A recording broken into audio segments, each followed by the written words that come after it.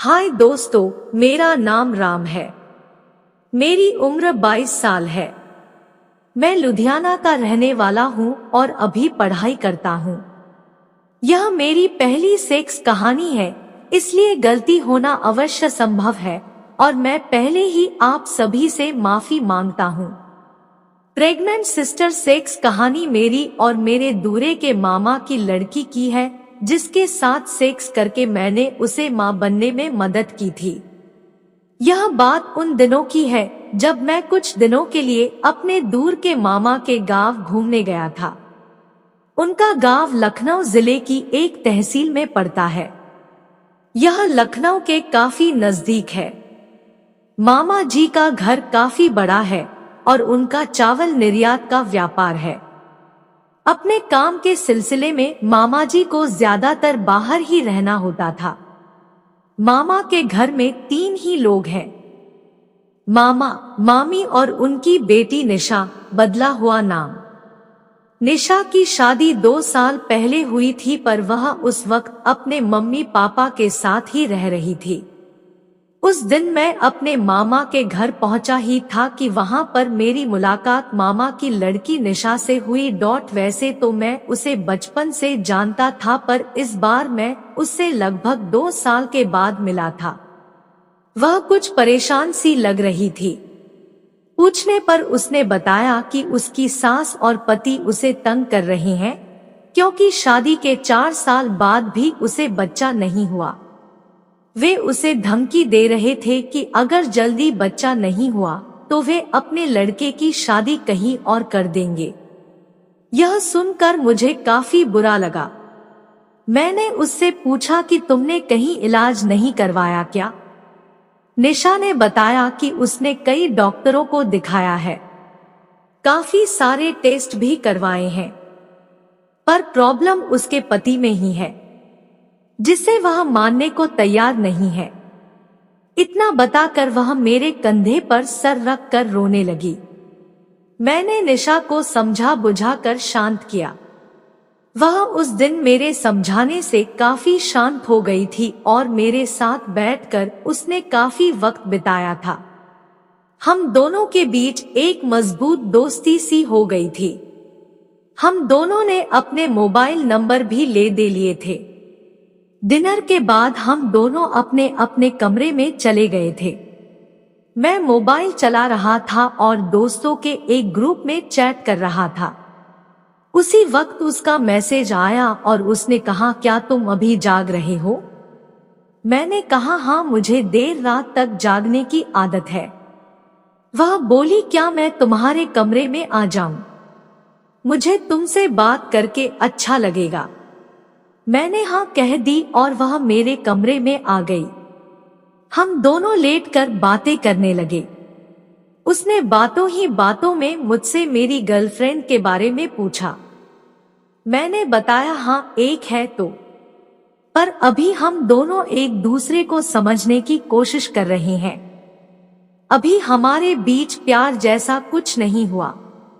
उसने नाम पूछा तो मैंने गर्लफ्रेंड का नाम कुमुद बताया। वह हंसने लगी और बोली, क्या तुम्हारी उससे फटती है? मैंने हंसकर कहा, हाँ, कुछ ऐसा ही समझ लो यार। अभी कैसे उससे बात करूं, कुछ समझ ही नहीं आता। उसने पूछा, उससे फोन पर बात होती है? मैंने कहा, हाँ, होती है। उसने कहा, अभी उसे फोन लगा सकता है क्या? मैंने कहा, इतनी रात को कभी नहीं लगाया। वह बोली, तू लगा, मैं बात करती हूँ उससे। मैंने लगा दिया। गजब हो गया। 1 घंटे में ही उसने फोन उठा लिया।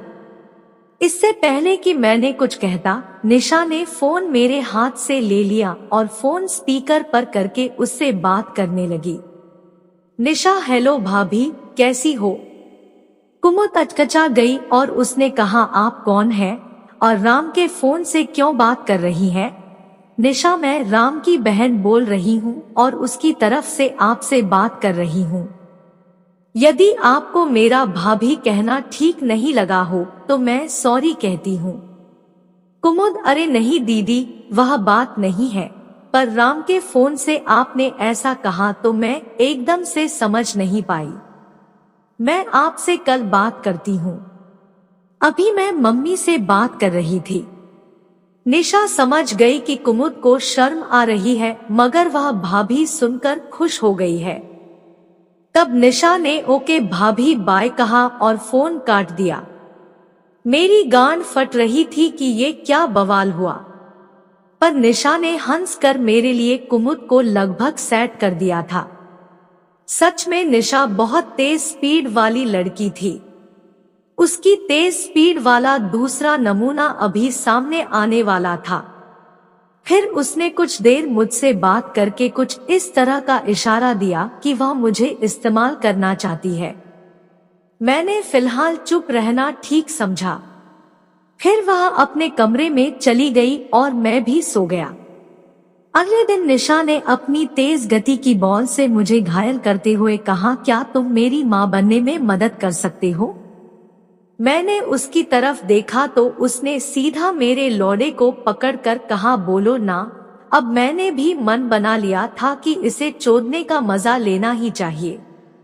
मैंने उससे कहा, ये सब घर में कैसे हो पाएगा? तो उसने बताया कि कल हम सब 4 दिन के लिए शादी में जाने वाले हैं। मैं बहाना बनाकर मना कर दूंगी, फिर बात बन सकती है। मैंने निशा से कहा, आज तक मैंने कभी सेक्स नहीं किया है। उसने कहा, वह मैं सब बता दूंगी। अगले दिन निशा के मम्मी पापा शादी में चले गए और मुझे निशा का ख्याल रखने के लिए बोल गए। मैं उन्हें कार से लखनऊ चारबाग स्टेशन तक छोड़कर वापस गांव आ गया। कार में हमारे साथ निशा भी गई थी। हम दोनों वापस घर आ गए। अब हम घर में 2 ही लोग बचे थे। घर में आते ही निशा मुझे किस करने लगी। पहली बार कोई लड़की मेरे होठों को चूस रही थी। थोड़ी देर बाद उसने मेरे कपड़े उतारने शुरू कर दिए और मैंने भी उसके कपड़े उतार दिए। मैं पहली बार किसी लड़की को ब्रा और पैंटी में देख रहा था। थोड़ी देर बाद उसने मेरी निक्कर भी